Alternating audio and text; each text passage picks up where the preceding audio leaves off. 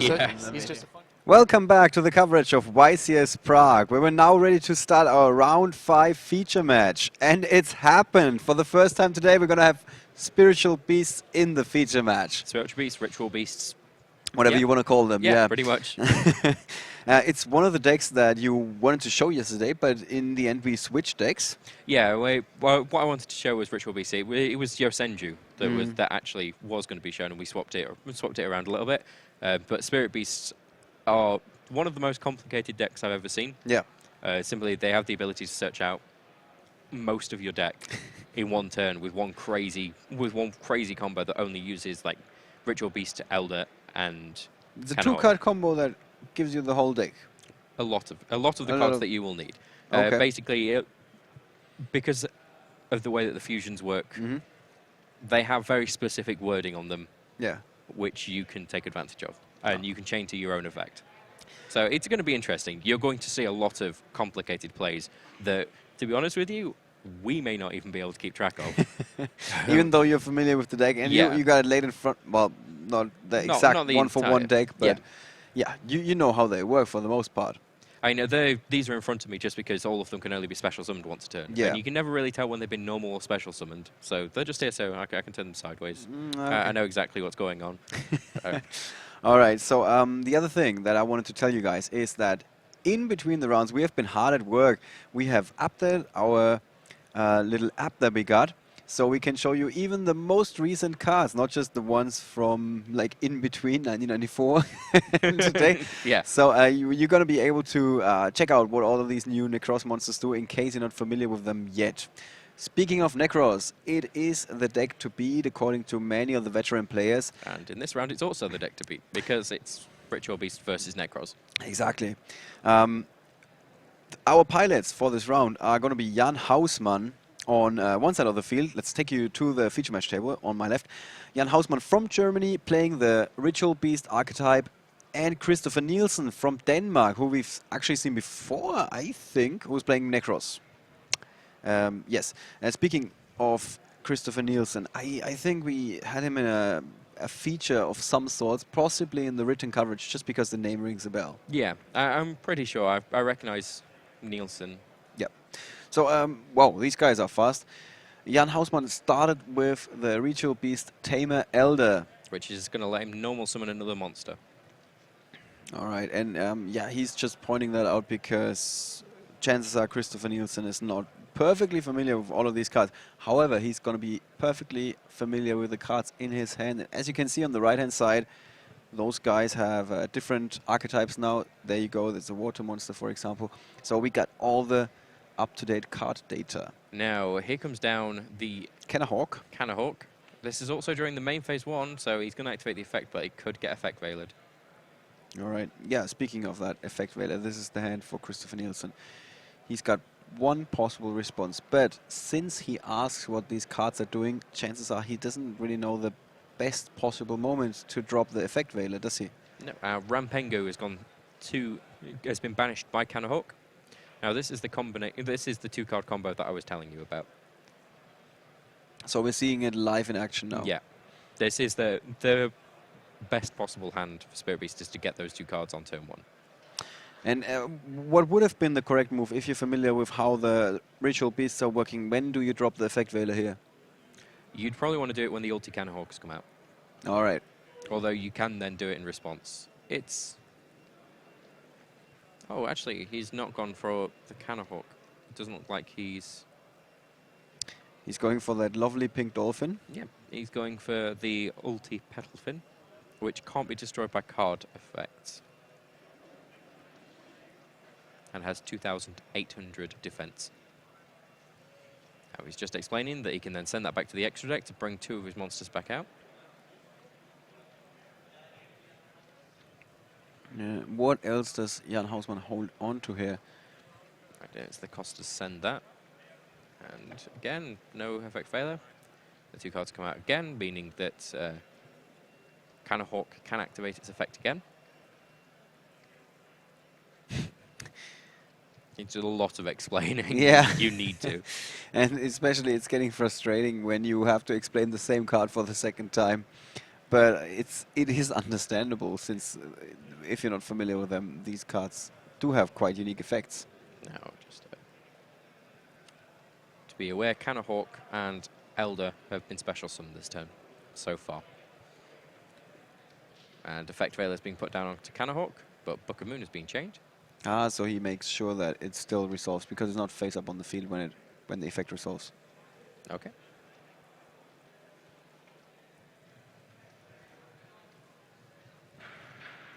Now, something that I've never really thought about is whether, because people call these Gladiator Beasts 2.0, basically. Interesting. So I'm wondering, he's Book of Moon to flip it face down, stop it being face upon resolution, well, basically resolution for Effect Veiler, so it doesn't matter anymore. Can you? Yes, you can. You can basically reveal your face down card to Contact Fusion, which is essentially what he's doing now. Yeah, that was possible for the Gladiator Beasts. Yeah. Now, he is going to use Ulti Canahawk's effect, which means that he can target 2 cards that are removed from play, put them back into his graveyard. Now, them is a very, very special wording, meaning that it's not actually those targeted cards. So he can use the second effect to then summon one of his targets for his original effect. So, and then because one of those cards went to the graveyard, he still gets his search effect. Yeah, and he's possibly running his opponent, Kristoffer, through the exact same thing that you just explained. Yep, and the judge is basically coming up. To be honest with you, the staff member is just immediately like, "This is how this works." It's so confusing. Like, a lot of people don't really rate Ritual and Spirit Beasts is because they don't understand exactly what you can do with them, and you can do some amazing things. Yeah. One question that we had seen pop up in the chat was, are these 2 guys undefeated? Yes, indeed they are. They are both sitting on 10 points, so 3 wins and 1 draw. Now, Rampengu and Laura have been special summoned, so far the only thing left that hasn't been special summoned is Ritual Beast Tamer Wen, Apoleo, and Petalfin. Now, he's using the search to get a Ritual Beast Ambush. Ritual Beast Ambush allows you to target a Ritual Beast Tamer and a Spiritual Beast that is banished or in the graveyard and special summon them in defense position. All right, so you can, again, put together an impressive field. Yeah. Well, how do you beat this deck? Let's cut to the chase here. It's difficult to say. I mean, it's going to definitely be Vanity's Emptiness, because not being able to special summon really hurts. But a lot of the time, a lot of targeting effects don't matter to you, because as soon as you get targeted, you just tap out, basically, and then your target's not there anymore. Now, Rampengu banishes a fusion monster to put a Ritual Beast card into the graveyard.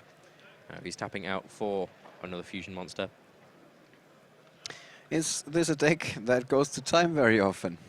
No, funnily enough, because How is although that it possible? has a very, very long combo, the long combo then sits there and says, Game over. yeah, Okay. basically. It pulls off everything that it needs to pull off. Now, Canahawk is getting another search.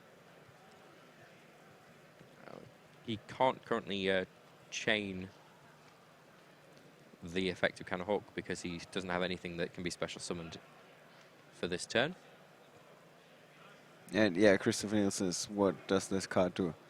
Okay, now that's Ritual Beast Steeds. Ritual Beast Steeds, if you control a Ritual Beast monster, you destroy monsters on the field up to the number of Ritual Beast monsters you control. Now that means you can play that and then chain the effect of your Ritual Beast, send it back to the extra deck, and gain more cards on the field to destroy more monsters. All right. He's passed his turn there. There we go. That was the first gigantic turn for the Ritual Beast player, and it's up to Kristoffer Nielsen to fight back. He starts with a Preparation of Rites, a card that even I am familiar with. However, we don't have it in the app. It's quite a, well, it is in the recent set, but No, somewhere in between. Did we have it earlier? yeah, it was reprinted in the Secret Forces. Now, it's just basically going to add level 7 or lower ritual monster to the hand. Its other effect is to add a ritual spell card from the graveyard to the hand, but there isn't any there. There's no target. So he can still activate the first half of the effect. He just will not get the second. Right, this is his hand. He does have the Bryanak, the most important, well, one of the most important cards in the hand, in the deck. So he's put a Bryonic to hand. So basically that means that he can discard the Bryonic, allowing him to get any other Nekroz card, but he can only do that once per turn. Yeah, so he's trying to find the right answers for what Jan Hausmann threw in his way there. So the monster that Jan Hausmann has, the Canahawk, it's got 1,600 def. That doesn't seem that hard to overcome. It's going to be able to tap straight out. In fact, in response to Book of Eclipse, it can then remove itself back to the extra deck, bringing out 2 monsters. And what is it that he has sat there? Sat there, he's got a Ritual Beast Ambush and 2 Steeds. So he's basically looking to be able to destroy up to 4 monsters during his turn. During his opponent's turn. Yep. It looks a lot like Gladiator Beast 2.0. Now, it's going to have 2 coming out. So those 2 come out. They've both face down. If they survive this turn, then he's going to be drawing 2 cards. All right, there's the Nekroz cycle with Shurit. And there's a... That's a Bryonic. Trishula. Sorry, yeah, Trishula. So he's going to be looking to start banishing. Now he has an ambush, which he's going to use. I believe he can use it. Does he? Yes, he has Elder in his graveyard. So Rampengu and Elder will be special summoned. So far we've had Lara, Elder, Canahawk, and Rampengu summoned this turn. Now he is able to get the beasts. How much does he mind the Trishula here? Not at all. Not at all. He wants his monsters to be banished. So he's wanting... Yeah. So he's just got rid of... I believe it was a Book of Moon. Because getting rid of his monsters doesn't actually help at all. And the question is, does Kristoffer Nielsen know that this is the case? Now, I'm just wondering, did he chain that store? Or maybe he's waiting just to use the one that he's got. Or to see if there's any other cards coming out. Yeah, and this must be a perfect nightmare for the guys that have to enter the cards in the app for us. Yep, there's going to be a lot of switching around. Okay, so... There's a Nekroz of Clausulas. Yep, it's going straight to the graveyard, and it's going to be picking up another card. What about the Dark Hole? Is the Dark Hole going to do anything? It's an interesting one, because he can again just... They will all be in the graveyard. If he was then to draw a Lara, he would immediately start being able to making combos again. Okay. Because Lara special summons them from the graveyard. But it would slow down the Ritual Beast deck for a second at least.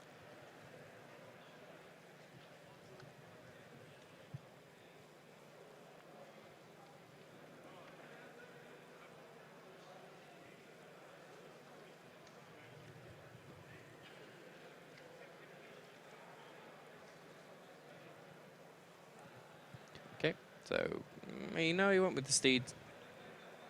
Destroy the Trishula. Fortunately, that lays way for the Dark Hole. Now, he really needs to draw into something helpful here. Yeah. Or else he is not in a great position. Now, the Bryonic and the Cycle have just been banished. I believe that's going to be getting a Mirror. Very high possibility there. Because, well, no, it's Kaleidoscope. Well, he's got the Bryonic in hand. With the Kaleidoscope, he would have to use something. You cannot really special summon Bryonic with Kaleidoscope, or at least it's not very common to do it. No.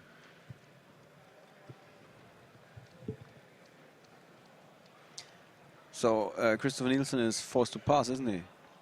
No, I believe he's going... Okay, so he drew into a Mystical Space Typhoon. Yeah, so he did indeed pass, and then Jan Hausmann immediately passed right back. It's funny that this whole game switched gears or shifted gears As soon as Dark Hole hit the field. Yeah, the dark hole was really, really crucial. And it shows you that you shouldn't be afraid to give up your own cards. Sometimes it is, in fact, necessary. Okay, Nekroz hit the field. With a Herald of the Arclight being sent to the graveyard that allows Kristoffer Nielsen to search his deck for yet another ritual spell card. Yeah, there's no cards in hand, so there's not much point attempting to get the Trishula back.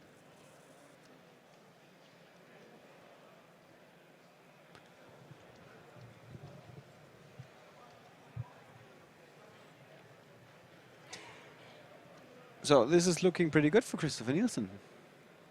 And what would change that? The Lara, Ritual Beast Tamer Lara? Lara or Wen, because Wen also special summons from any cards that are banished. No, we can't really see what's banished there at the moment, so I'm not sure if that would help. Yeah. If there is any actual spiritual beasts themselves, then possibly.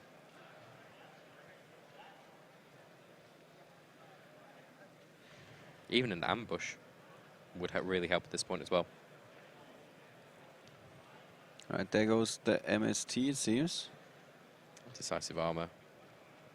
It is not looking great.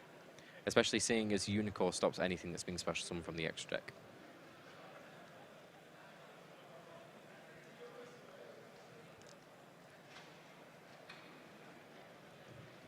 Right, so Jan Hausmann falling to 2,400 life points. And Kristoffer Nielsen, even though he wasn't quite aware of what was happening in the very first turn when all of these combos went off, now sitting in a very good position. I believe if that Dark Hole hadn't made play. And yeah, Yeah, Jan it would Hausmann have been doesn't a find completely an different answer. story. Yeah, he doesn't have an answer right away and knows that this is it for the first game. So he's heading for his side deck, which consists of 2 copies of Max C, 2 copies of Shared Ride. Very good against Nekroz. Yep. He's got 2 Dark Holes in his his side deck. Twister, Bottomless Trap Hole, Mind Crush, and Dust Tornado. So with Mind Crush, the Bottomless Trap Hole possibly, and the Shared Ride, he's got a couple of cards that could be introduced here. Yep, definitely. Mind Crush is definitely going to get straight in there. Now, Kristoffer is going to be playing his Denko Sekka, which is just fantastic against this deck in particular because it likes to set Ambush, Steeds, and Bond. Generally, that's what it's searching for. Vanity's Emptiness would really upset them as well. Yeah. Kaku the Ghost Destroyer doesn't upset them at all. He also's got a Shared Ride, but that's not going to do much. No. Twister. There is one card that adds to hand, and that is Canahawk, which he will be doing quite a bit. But I'm not even sure if he's aware of that yet. Yeah, he saw like some of the things that the Ritual Beast could do, but I'm not sure if he really is like 100%. Understood what was going on. Because there was so much going on. Essentially, if Dark Hole hadn't hit the field, you would have been looking at 2 Ulti Apeleos, maybe an Apelio out as well. Yeah, so one of the few outs that Kristoffer Nielsen really had in that situation was just in the nick of time. And, I mean, he made the right play. Otherwise, there might be some players who might be afraid to get rid of their own Trishula. Thinking that, yeah, whatever you got, I got a big monster, so I'm just going to continue attacking with it or something. Yeah. And sometimes you have to get rid of your own cards to end up victorious at the end of the game.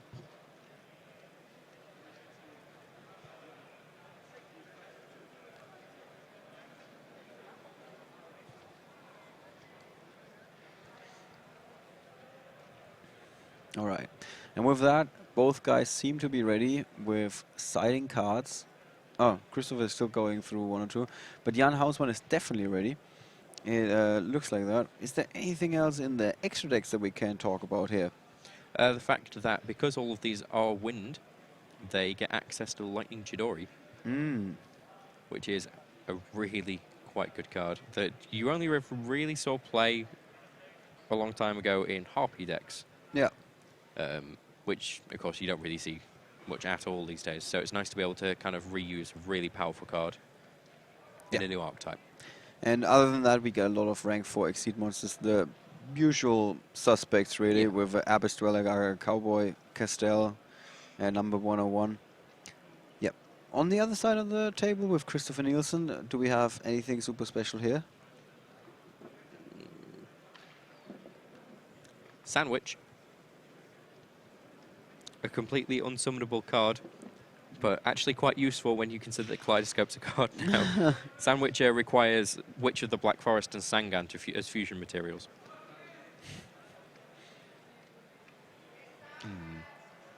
The art light. He is not playing Shooting Quasar Dragon or the Exobeetle, so he's not looking at that particular combo.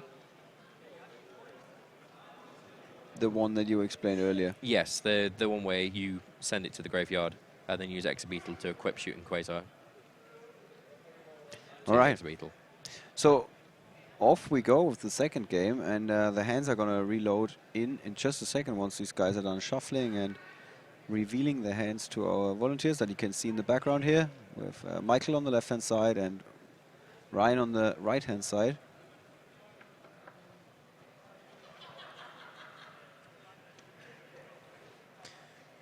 What is the body language giving away here?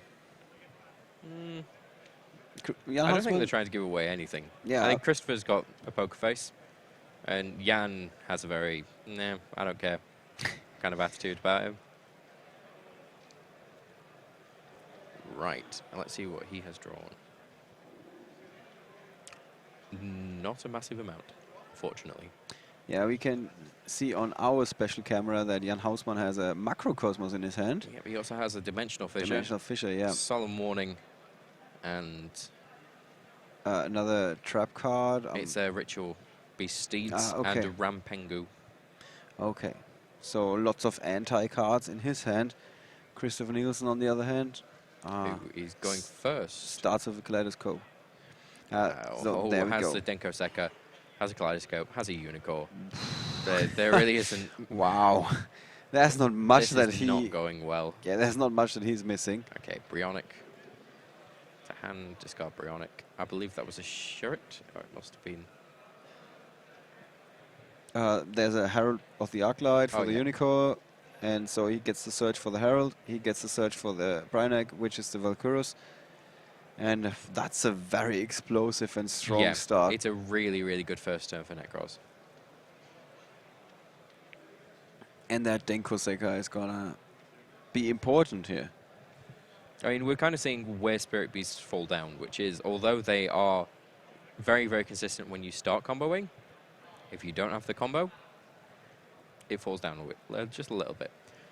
Rampengu is going to grab something into the graveyard.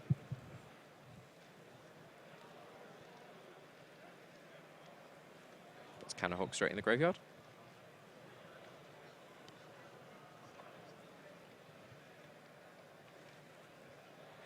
And what do you think about Macrocosmos and Dimensional Fissure at the moment? They're extremely good in Ritual Beast, because, again, you don't really care.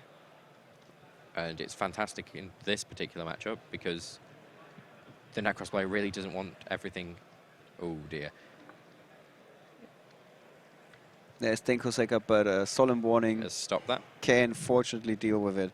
Solemn Warning, such an important card in that situation. And it has now been banished as well. Nekroz really does not want all of their cards to be banished. No. I mean, they don't mind as much about the Denko Seka, but they definitely mind about the other possible cards. No. So let's take another look at Kristoffer's hand here with a second Kaleidoscope for this match. Valkyrus, Unicorn, and a second Unicorn. He doesn't get any other discard effects, so what exactly can he do?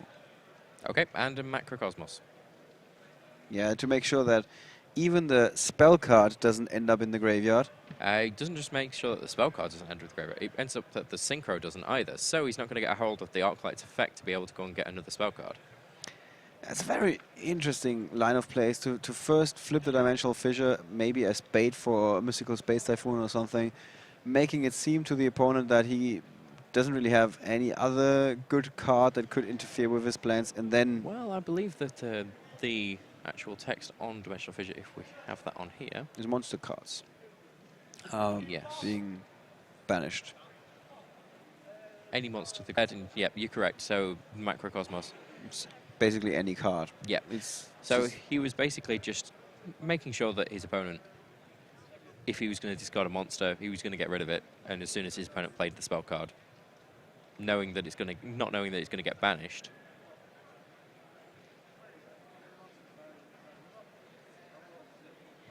So he still gets to search his deck because he had another Nekroz monster and one more Kaleidoscope, I think, in his graveyard. I'm not 100% sure.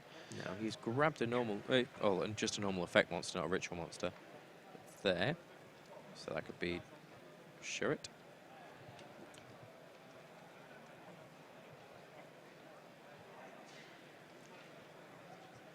Mind Crush.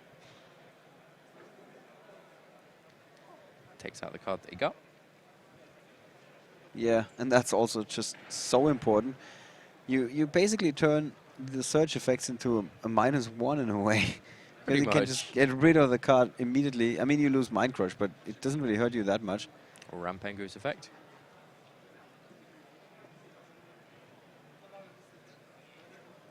Banishing Petalfin. Bringing Petalfin to the banish zone. And he doesn't mind them being banished. No, because he can get them back very, very efficiently. That's if he was drawing with into what any card? of the cards. Well, Ambush does it. Ambush would bring them back. Wen would bring them back. Basically, being able to fusion summon any of your Ritual Beast monster can bring 2 back. It doesn't have to be the 2 that you used. Okay, so an attack's gone through. That's left him on 4,600. He's drawn a card in the set. And I'm not quite sure what that is there.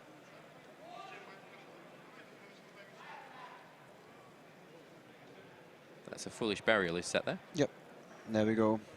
Also a little bit older card, but still very useful in certain decks. And it probably would have been quite useful in this situation because he would have been able to put a Tempest in the graveyard. Unfortunately, Macrocosmos and Dimensional Fissure are stopping that. Yep. So and Jan he's Hausmann just is drawn into a Mind Crush. Jan Hausmann is down to just 2,300 life points, even though he had, well, pretty much all the good anti-cards. He was missing out on monsters. Yeah. So is there anything really that he can do to No. stop the Unicorn? No. And he just realizes the very same thing and extending the hand for that match. That came to a, well, sudden conclusion, I would say. Yeah. I mean, the biggest problem that I saw there was